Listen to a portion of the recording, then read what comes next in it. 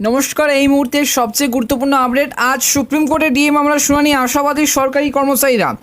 119 দিন অর্থাৎ প্রায় 4 মাস পর আজ 15 জুলাই সেই সুপ্রিম কোর্টে ডিএ মামলার শুনানি। এর আগে প্রায় 12 বার কিন্তু এই ডিএ মামলার শুনানি পিছিয়ে যায়। আজ ফের সুপ্রিম কোর্টে ডিএ মামলার শুনানির সম্ভাবনা। এই যে 119 দিন ধরে প্রায় কিন্তু 4 মাস পর আজ 15 জুলাই ডিএ মামলার শুনানির কথা সুপ্রিম কোর্টে। শেষবারের মতো কিন্তু শুনানি হওয়ার কথা ছিল গত 8ই মার্চ, কিন্তু সেদিন কিন্তু এই শুনানি হয়নি। এর আগে প্রায় 12 বার এই ডিএ মামলার কিন্তু শুনানি পিছিয়ে যায়। অধীর আগ্রহে কিন্তু এই যে শুনানির অপেক্ষায় রয়েছে বাংলার সমস্ত রাজ্য সরকারি কর্মচারীরা। যেমনটা জানা গেছে, বিচারপতি ঋষিকেশ রায় এবং বিচারপতি SVN ভাট্টির কিন্তু এই যে ডিভিশন বেঞ্চে সেই মামলা কিন্তু ওঠার কথা আছে। গতবার এই ডিএ মামলা উঠেছিল বিচারপতি ঋষিকেশ রায় এবং বিচারপতি প্রশান্ত কুমার মিশ্রের বেঞ্চে। আদালতের 5 নম্বর কক্ষে পশ্চিমবঙ্গের সমস্ত রাজ্য সরকারি কর্মচারীদের বকেয়া ডিএ মামলা ওঠার কথা। এই মামলার সিরিয়াল নম্বর রয়েছে 60। তার এই মুহূর্তে আজ এই মামলার শুনানি হয় কি না সেই দিকে কিন্তু তাকে সরকারি কর্মচারীরা।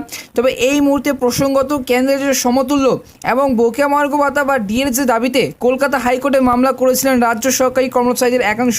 গত 2022 সালের যে 20 মে উচ্চ আদালত রাজ্য কর্মচারীদের এই কেন্দ্রের সমতুল্য সেই 31% হারে ডিএ দেওয়ার নির্দেশ দেয়। হাইকোর্টে জয়ী হয় রাজ্য সরকারি কর্মচারীদের কনফেডারেশন অফ সরকারি কর্মচারী পরিষদ। তবে এই যে ওই নির্দেশকে চ্যালেঞ্জ করে সুপ্রিম কোর্টে যায় রাজ্য সরকার। 2022 সালের 3 নভেম্বর শীর্ষ আদালতে এবং দায়ের করা হয় এই মামলাটি। প্রথম শুনানি হয় কিন্তু 28 নভেম্বর। দীর্ঘদিন ধরেই কিন্তু মামলা, এরপর থেকে একের পর এক সেই কিন্তু 1 তারিখ দেওয়া হলেও নানা কারণে সম্পূর্ণ শুনানি হয়নি। শেষবার এই মামলার শুনানি তারিখ ছিল 2024 সালের 8ই মার্চ। গত 8ই মার্চ থেকে অবশেষে সুপ্রিম কোর্টে যে দেওয়া সময় অনুযায়ী আজ সেই 15 জুলাই ফের কিন্তু ওই মামলার শুনানি হতে চলেছে সুপ্রিম কোর্টে।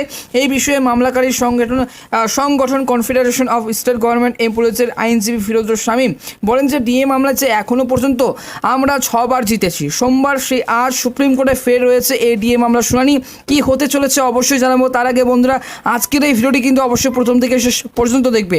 এবারেও আশা করছি সুপ্রিম কোর্টেও আমরা এই মামলা জয়লাভ করব, অর্থাৎ রাজ্য সরকারি কর্মচারীদের হকের দাবি পূরণে কিন্তু আশাবাদী ফিরোজুর শামীম।